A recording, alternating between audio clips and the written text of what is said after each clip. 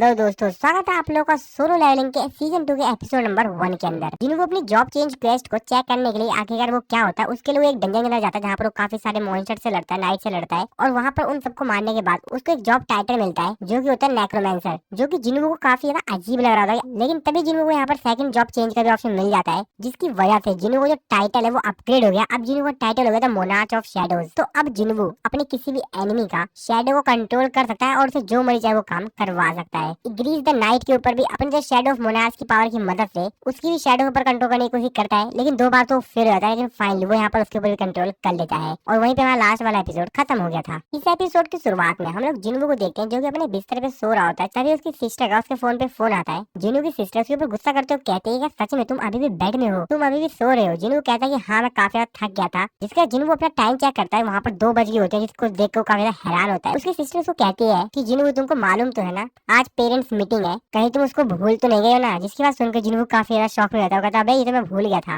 उसकी सिस्टर को बताती है कि 5 बजे है तो तुम आ जाना समय से। जिन्नू फटाफट अपने बिस्तर से उठता है और भागते हुए ज्यादा तैयार होने के लिए। जिन्नू अपने कपड़े देखते हुए कहता है कि क्या मेरे को ये चेंज कर लेना चाहिए, चलो रहने दो, वैसे भी मेरे को जिन्हा के टीचर से मिलना है। इसके बाद अगले सीन में जिन्नू को दिखाया जाता है जो कि बैंक में आया हुआ होता है। तो जिन्नू असल में बैंक में एक डेबिट कार्ड बनवाने के लिए और साथ ही में अपने बैंक अकाउंट को अपडेट करवाने के लिए आया हुआ होता है। बैंक की रिसेप्शनिस्ट ये देख के काफी ज्यादा हैरान होती है कि जिन्नू के पासबुक में 1.4 बिलियन वॉन है, जिसको देख कर काफी ज्यादा वो तो काफी ज्यादा हैरान होती है। अपने मन में सोचते कहते हैं कि आखिरकार इतना यंग इसके पास इतने सारे पैसे कैसे आए। वो काफी ज्यादा हैरान होती है, जिसके बाद जिन्नू से पूछते हैं कि सर क्या मैं आपसे पूछ सकती हूँ कि आखिर आप क्या काम करते हैं। जिन्नू उसको बताता है कि मैं एक हंटर हूँ। असिस्टेंट अपने मन में सोच तो कहती है कि अगर इसके पास इतने सारे पैसे हैं तो जरूर एक हाई रैंक का हंटर होगा। जिसके बाद वो उसको बताती है कि हमारे बैंक में अभी एक नई इन्वेस्टमेंट अपॉर्चुनिटी चल रही है हमारे वीआईपी क्लाइंट्स के लिए, क्या आप उसमें इंटरेस्टेड हैं, क्या आप उसमें इन्वेस्ट करना चाहेंगे। जिन्नू उसको कहता है कि नहीं अभी मेरे को जरूरत नहीं है। अगले सीन में हम लोग जिन्नू को देखते हैं जो कि अपने सिस्टर के स्कूल में आ गया होता है। जिन्नू की सिस्टर उसको देखते हुए कहती है कि आखिरकार तुम कौन हो और असली जिन्नू के साथ क्या हुआ है। जिन्नू उससे बोलता है क्यों क्या हुआ, मैं कुछ अजीब लग रहा हूँ। तो असल में दोस्तों जिन्नू जो होता है वो काफी ज्यादा फिट एंड फाइन दिख रहा होता है। अभी पहले जिन्नू से काफी ज्यादा अलग था, जहाँ पहला जिन्नू जो था हमारा वो एकदम कमजोर सा पड़ा था, जिसको देखकर तो कोई भी दूर से कह सकता था कि हाँ भाई कमजोर है। लेकिन ये वाला जिन्नू काफी ज्यादा अपग्रेड हो चुका है भाई, और इसी वजह से उसकी सिस्टर उसको देखकर बोल रही होती है कि तुम बिल्कुल चेंज हो चुकी हो। जिन्नू सिस्टर कहती है मेरे को कोई आइडिया नहीं था कि कोई इंसान इतना तेजी से चेंज भी हो सकता है और इतना ज्यादा चेंज हो सकता है। इसके बाद जिन्नू की सिस्टर उसको अपने टीचर से मिलवाने के लिए ले जाती है, लेकिन रास्ते में वहाँ पे जितने भी स्टूडेंट्स होते हैं वो सांग जिन्नू को देखकर काफी ज्यादा शॉक में होते हैं। जिस पर उसमें से काफी सारे बच्चे उसको देखते हुए कहते हैं कि भाई ये कौन बंदा है, ये कितना ज्यादा हैंडसम लग रहा है ना। तभी उनमें से एक स्टूडेंट कहता है कि यार ये तो जिन्नू के बगल में चल रहा है, क्या ये जिन्नू का बड़ा ब्रदर है क्या। तो यहाँ पर जो स्टूडेंट्स होते हैं इसी तरीके से बातें कर रहे होते हैं। जिन्नू तो यहाँ साइड से जा रहा होता है। उसकी सिस्टर उससे कहते हैं कि तुम काफी ज्यादा पॉपुलर हो गए हो। काफी सारे बच्चे तो ये भी बातें कर रहे होते हैं कि क्या ये कोई नया टीचर है या कोई नया स्टूडेंट है। जिसके बाद जिन्नू की सिस्टर जिन्नू को ताना मारते हुए कहते हैं क्या तुम्हारी कोई गर्लफ्रेंड भी है क्या अभी, क्योंकि कल रात तुम काफी ज्यादा लेट हो गए थे। अगर तुम चाहो तो मैं तुम्हारे लिए किसी क्यूट हाई स्कूलर गर्ल से बात कर सकती हूँ। जिसपे जिन्नू उसका गाल पकड़ते हुए कहता है शांत रहो। इसके बाद जिन्नू जो होता है वो यहाँ पर उसकी टीचर से मिलने के लिए जाता है। जिन्नू की टीचर को देखते हुए कहते हैं क्या तुम जिन्ना के ओल्डर ब्रदर हो। वैसे मैं जिन्ना की क्लास टीचर हूँ, मैं नहीं जानती कि जिन्ना के पास इतना हैंडसम ब्रदर भी है। जिन्नू अपने मन में सोचते हुए कहता है कि मैं भी इसी स्कूल से ग्रेजुएट हुआ हूँ, लेकिन मैंने पहली बार इनको देखा यहाँ पर। यानी कि टीचर की बात कर रहा होता है, इसने टीचर को यहाँ पर पहली बार देखा है। जिन्ना की टीचर जिन्नू को बताती है कि जिन्ना के जो ग्रेड्स है वो काफी बेहतरीन है और वो काफी अच्छी इंसान है, तो तुमको उसके बारे में ज्यादा चिंता करने की जरूरत नहीं है। और वो काफी मॉडल स्टूडेंट है, तो इस वजह से उसको फ्यूचर में भी कोई भी दिक्कत नहीं होगी। और जहाँ तक मेरे को लग रहा है तुमको ये बात पता होगी कि जिन्ना का गोल है कि वो एक मेडिकल स्कूल में जाए। जिन्नू उसको बताता है कि हाँ मेरे को ये चीज मालूम है। जिन्ना की टीचर जिन्नू को बताती है कि उसके ग्रेड्स और उसके जो रिपोर्ट्स है वो तो काफी बेहतरीन है, लेकिन हाँ उसके ऊपर ज्यादा पैसा डालने की जरूरत नहीं है। जिन्नू कहता है हाँ ठीक है मैं समझ गया। टीचर जिन्नू से पूछती है मैंने सुना है कि तुम एक हंटर हो, मैं तुमसे एक चीज पूछना चाहती हूँ, अगर जिन्ना का अवेक्ट हुआ होता तो क्या तुम उसको हंटर बनने देते। जिन्नू उसको साफ साफ मना करता है। जिन्ना की टीचर जिन्नू को बताती है कि मैंने तुमसे क्वेश्चन इसलिए पूछा क्योंकि हमारे स्कूल में एक स्टूडेंट है जो कि अभी अवेक्ट हुई है और जिस वजह से वो स्कूल भी नहीं आ रही है, और अगर इसी तरीके से लगातार वो क्लासेस को मिस करती रही तो स्कूल के पास कोई दूसरी चॉइस नहीं रहेगी और उसके ऊपर स्कूल को एक्शन लेना पड़ेगा। मैं मानती हूँ कि वो हंटर बनना चाहती है, लेकिन कम से कम उसको अपने ग्रेजुएशन तो पूरी कर लेनी चाहिए। और वैसे भी मैं हंटर के बारे में ज्यादा कुछ नहीं जानती, तो प्लीज मेरे को माफ कर देना अगर मैंने तुमसे इस तरह के क्वेश्चन पूछे हो तो। जिसके बाद जिन्नू उसकी रैंक पूछता है। टीचर उसको बताती है कि जहाँ तक मैंने सुना है उसकी रैंक लो है। जिन्नू अपने मन में सोचते कहता है कि ई रैंक, मेरे को नहीं लगता कि काफी समय तक हंटर से रह पाएगी, वो जरूर कहीं ना कहीं मारी जाएगी। टीचर जिन्नू से कहती है वैसे वो जो स्टूडेंट है वो जिन्नू की फ्रेंड है, तो क्या तुम उसको कन्विंस कर सकते हो कि कम से कम वो अपनी ग्रेजुएट तो पूरी कर ही ले।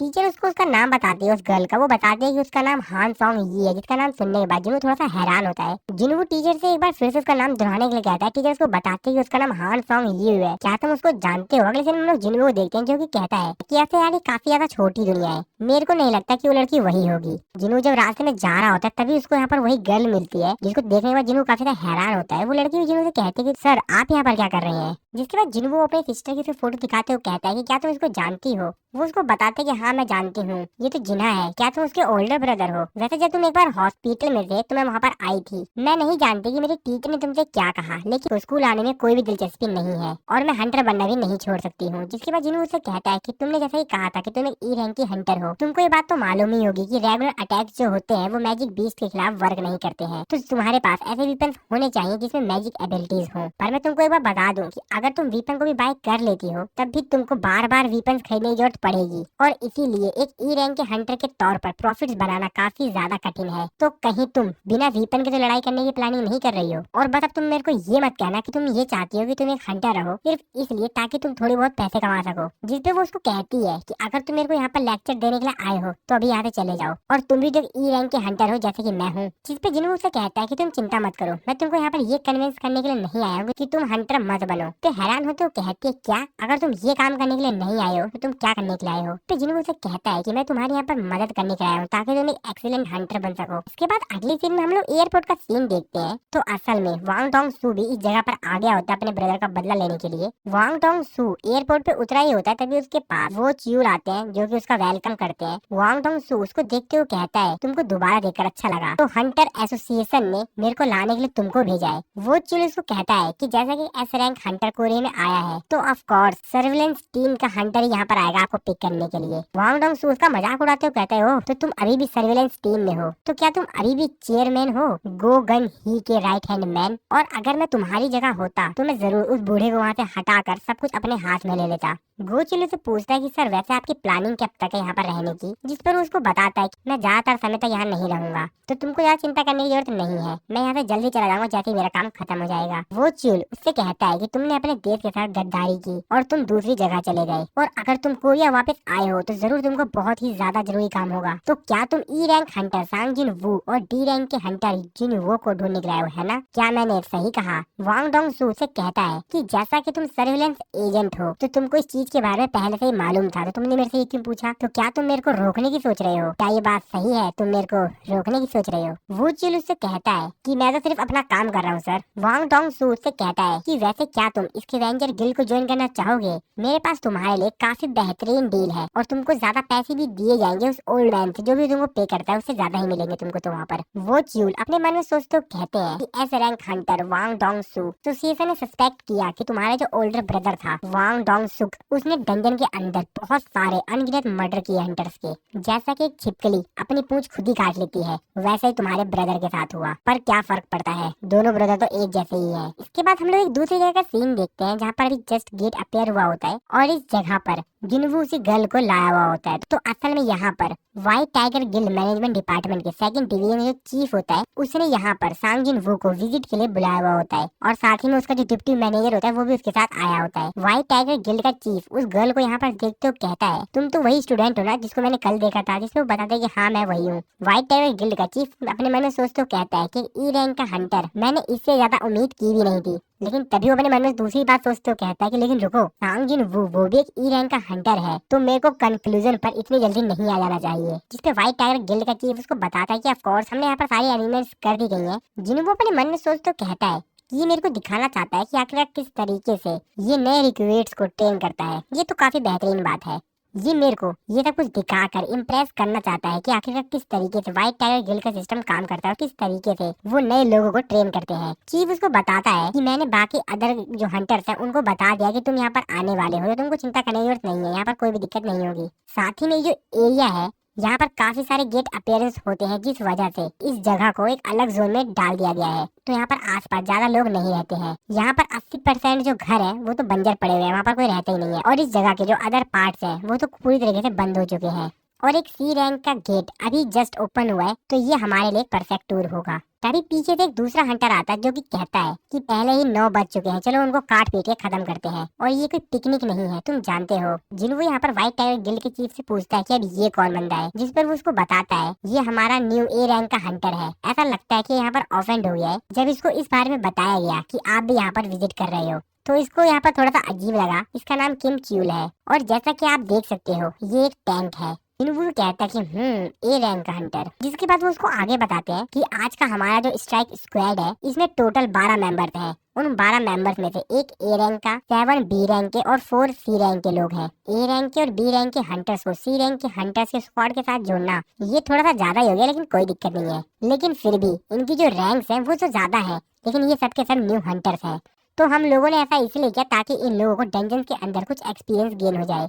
जिसपे जिन्हों कहता है कि हाँ फिर भी एक ए रैंक का और 7 बी रैंक के ये तुमको काफी है, चलो ठीक है। जिसपे जिन्हों अपने मन में सोचते कहता है कि अगर ये रेड काफी ज्यादा इजी हुई तो मेरे को नहीं लगता कि ये लोग ज्यादा कुछ सीख भी पाएंगे इसमें। पर असल में मैं यहाँ पर फाउंड यू को इसलिए लेकर आया हूँ ताकि ये इन हंटर्स को देख सके डंजन के अंदर ई रैंक का हंटर किस तरीके से पावरलेस होता है, शायद ये इसको समझ में आ जाए। तभी यहाँ पर जो डिप्टी मैनेजर होता है व्हाइट टाइगर गिल्ड का, वो सांग जिन्हों से कहता है आप यहाँ पर मॉन्स्टर्स के ऊपर अटैक मत करना, आप प्लीज साइड में खड़े रहना, वरना ये पूरी रेड हमारे लिए काफी ज्यादा इजी हो जाएगी। जिसके बाद ये लोग एक एक करके उस डंजन के अंदर जाने लग जाते हैं। जिन्हों जैसे उस डंजन के अंदर एंटर करता है तभी उसको कुछ एहसास होता है। जिन्हों कहता है कि फीलिंग ये तो काफी ज्यादा अजीब है और ये जो फीलिंग होती है सभी लोगों को हो रही होती है। व्हाइट टाइगर गिल्ड के जो चीफ होते हैं वो कहते हैं कि ये जो गेट है इसकी फीलिंग ये काफी ज्यादा अजीब है, ये जो गेट हो रहा है काफी ज्यादा तेजी से मूव कर रहा है, यहाँ पर कुछ तो अलग है। और एक सी रैंक के गेट के अंदर यूजली जब एंटर किया जाता है तो इस तरह की फीलिंग तो होती नहीं है। जिन्हों अपने मन में सोचते कहता है कि मेरे को यहाँ पर कुछ डेंजर लग रहा है, हमको यहाँ से जल्द निकल जाना चाहिए। अभी व्हाइट टाइगर गिल्ड का चीफ होता है वो यहाँ पर डिप्टी मैनेजर से कहता है कि जल्द से जल्द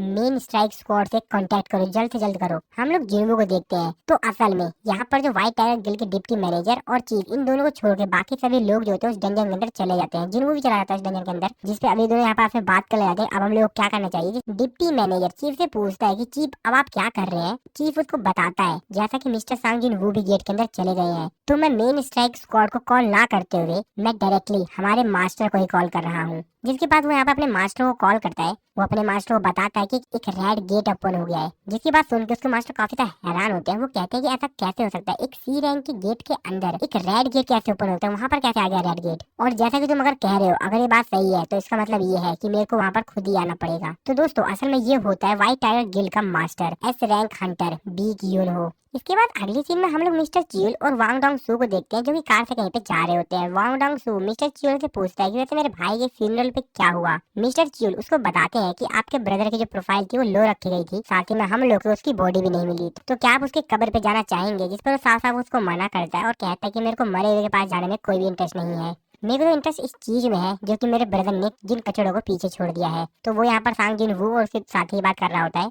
जिसपे मिस्टर च्यूल को पूछते हैं तो फिर मैं आपको कहाँ पर लेकर चलूं। वांग डोंग सूट से बोलता है क्या, कहाँ पे मतलब, अरे मेरे को डंजन में ले चलो। ऑफ कोर्स यार मेरे को डंजन के पास ले चलो, मेरे को उन लोगों को ढूंढना है और अगर वो लोग हंटर्स हैं तो वो लोग वहीं पर मिलेंगे। मिस्टर च्यूल को बताते हैं कि वैसे साउथ कोरिया में काफी सारे डिफरेंट गेट्स हैं, तो आपको कैसे पता चलेगा कि आखिरकार वो कहाँ रहते हैं। वांग डोंग सूट से कहता है कि ये कोई बड़ी बात नहीं है, हम यहाँ पर 21 सेंचुरी में जी रहे हैं। और अपना वो फोन निकाल कर उसमें मैप के थ्रू देखने लग जाता है। वो कहता है कि ई रैंक सांगजिन वू, ऐसा लग रहा है कि ये जस्ट अभी अभी किसी डंजन में एंटर किया है। वैसे अगर तुम भूल गए हो तो मैं तुमको याद दिलवा दूं कि डंजन्स के अलग रूल होते हैं और उसके ऊपर जो हमारे सोसाइटी के लॉज होते हैं वो अप्लाई नहीं होते। और आशा है कि मैं जो तुमको कह रहा हूँ वो तुमको समझ आ रहा है। जिसके बाद उसको काफी गुस्से में कहता है और कहता है कि अपने काम से मतलब रखो, मैं उन लोगों के साथ डंजन के अंदर क्या करता हूँ और क्या नहीं करता हूँ वो मेरी चॉइस है, समझे तुम। मिस्टर च्यूल भी उसके जवाब देते हुए कहते हैं कि हाँ ठीक है, जैसे आपकी मर्जी सर। दूसरी तरफ सांग जिन वू और उसके बाकी साथी को देखते हैं जो कि यहाँ पर डंजन के अंदर आ गए होते हैं।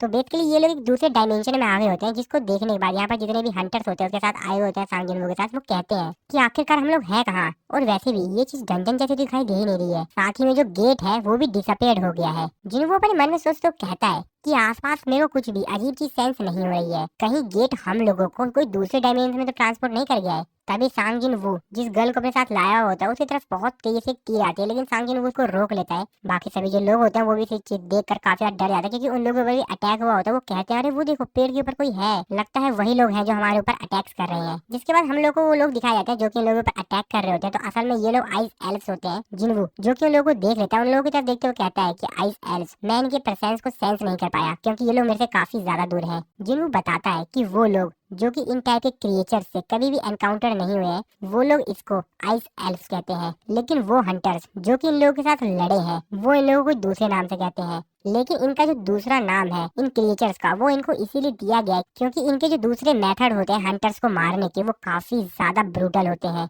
और इसीलिए इनको कहा जाता है आइस स्लेयर्स। इस तरफ हम लोग डंजन के बाहर व्हाइट टाइगर गिल्ड के मास्टर को देखते हैं, जो कि यहाँ पर पहुंच गए होते हैं। वो उस गेट के अंदर, जो रेड गेट होता है, उसमें अंदर एंटर करने की कोशिश करते हैं, लेकिन वो एंटर नहीं कर पा रहे होते हैं। जिस पर वो कहते हैं ये अच्छी चीज नहीं है। और मेरे को तो ये समझ में आ ही नहीं रहा है कि आखिरकार एक सी रैंक के गेट में इस तरीके से काम कैसे हो गया।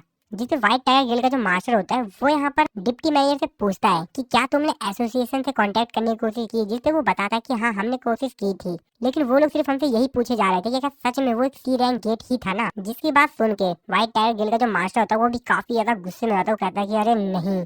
जिसके बाद वो अपने मन में सोचते हुए कहता है कि रेड गेट जो होता है वो सिर्फ हाई रैंक के डंजन्स में ही अपेयर होता है और इस गेट के दूसरी तरफ एक दूसरा ही वर्ल्ड होता है। लेकिन ये जो माना वेव्स को एमिट कर रहा है, निकाल रहा है, ये तो सी रैंक के डंजन के बराबर ही लग रही है। लेकिन जहाँ तक मेरे को लग रहा है, मेरे सामने जो गेट है ये कम से कम बी रैंक का तो होना ही चाहिए। और अगर हम लोग की किस्मत बहुत ज्यादा खराब हुई तो ये ए रैंक का गेट हो सकता है, और शायद उससे भी ज्यादा। जिसपे डिप्टी मैनेजर जो होता है, वो यहाँ पर उनसे पूछता है क्या हम लोग को एक बार और माना मीटर का इस्तेमाल करके माना वेव्स को मेजर करना चाहिए।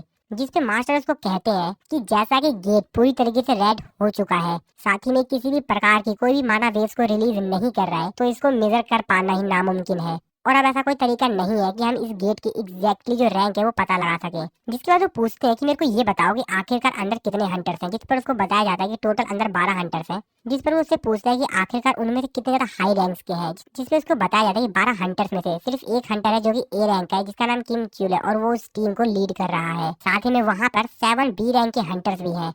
जिसकी बात सुन के मास्टर काफी ज्यादा हैरान होते हैं। वो कहते हैं क्या 1 ए रैंक और 7 बी रैंक्स के। और फिर से वो सोचने लगते हैं कि ये जो गेट है ये बी रैंक या ए रैंक का हो सकता है, जहाँ तक मेरे को लग रहा है। और अगर ये एस रैंक का गेट होता तो पूरी कंट्री में इमरजेंसी अलर्ट हो जाता, पर ये बहुत ही ज्यादा मुश्किल है, तो मैं इस पॉसिबिलिटीज को यहाँ से तो हटा ही देता हूँ। और अगर ये गेट बी रैंक का है तो कम से कम 3 या उससे ज्यादा ए रैंक के हंटर्स तो चाहिए ही होंगे यहाँ पर सरवाइव करने के लिए। और अगर ये गेट ए रैंक का हुआ तो एक या एक से ज्यादा एस रैंक का हंटर्स इस गेट के अंदर सरवाइव कर सकता है। तो इसका मतलब ये है कि अगर ये गेट ए रैंक या उससे ज्यादा हायर रैंक का हुआ तो समझो हंटर्स मर गए। अगर उन लोगों की किस्मत अच्छी हुई तो वो बच भी सकते हैं, पर कुछ ही बचेंगे उसमें से। तभी व्हाइट टाइगर गिल्ड के जो चीफ होते हैं वो उसको बताते हैं कि उस गेट के अंदर एक और बंदा था जो कि एंटर किया था। जिस पर वो उससे पूछते हैं कि कौन था वो। जिस पर वो उसको बताते हैं कि वो एक हंटर है जिसको कि मैंने अपनी नजरों में रखा हुआ है काफी समय से। जिस पर वो उसके रैंक पूछते हैं कि बताओ उसकी रैंक क्या है, ए या बी। अपना सर नाम ही हिलाता है। जिस पर वो कहते हैं क्या, इसका मतलब वो जरूर एफ रैंक का हंटर होगा। जिस पर वो कहता है कि नहीं सर, वो एक ई रैंक का हंटर है। इसके बाद सीन फिर से शिफ्ट हो जाता है उसी रेड गेट के अंदर, जहाँ पर हम लोग देखते हैं कि जिन लोगों के साथ जो 12 मेंबर्स आए हुए होते हैं उनमें से 2 जो मेंबर होते हैं वो तो मारे गए होते हैं। जिनको अपने मन में सोचते हुए कहता है कि इन लोगों के निशाने काफी ज्यादा बेहतर है। इन लोगों ने सबसे पहले हमारे जो स्ट्राइक स्क्वाड था उसके 2 मेंबर्स जो कि सबसे ज्यादा कमजोर थे उनके ऊपर टारगेट किया। जिन लोगों के हाथ में एक तीर होती है उसको तोड़ते हुए जिनको कहता है कि तुम लोगों को मैं अपने इन दोनों हाथों से ही मार दूंगा। तभी इन लोगों के साथ जो ए रैंक का हंटर आया हुआ होता है, जो कि इनका लीडर भी होता है, वो यहाँ पर आकर इन सभी लोगों को कहता है अगर तुम लोगों ने अभी तक इस चीज को नोटिस नहीं किया है तो मैं तुमको बता दूं कि अभी हम लोग इस समय रेड गेट के अंदर हैं। तो इसका मतलब ये है कि इस डंजन के अंदर कोई भी एंटर नहीं कर सकता है जब तक कि हम सभी मारे ना जाए या ये डंजन खुद ही ब्रेक ना हो जाए। जिसकी बात सुन के यहाँ पे जो बाकी हंटर्स होते हैं वो कहते हैं क्या ये रेड गेट है। जिन्हों के साथ जो गर्ल आई होती है वो ऐसे पूछती है सर ये रेड गेट क्या होता है। जिसपे जिन्हों उसको बताता है कि एक स्पेशल प्रकार का गेट होता है जो कि एक दूसरे डायमेंशन से कनेक्ट कर देता है, और अगर एक बार तुमने रेड गेट के अंदर अपने पैर रख दिए तो तुम बाहर की दुनिया से पूरी तरीके से अलग हो जाओगे। इसका मतलब ये है कि बाहर की दुनिया से तुम्हारे लिए कोई भी मदद नहीं आ सकती है, और तुम इस डंजन से बाहर तब तक नहीं जा सकते हो जब तक कि तुम यहाँ के जो बॉस है उसको हरा नहीं देते या डंजन खुद ही ब्रेक नहीं हो जाती।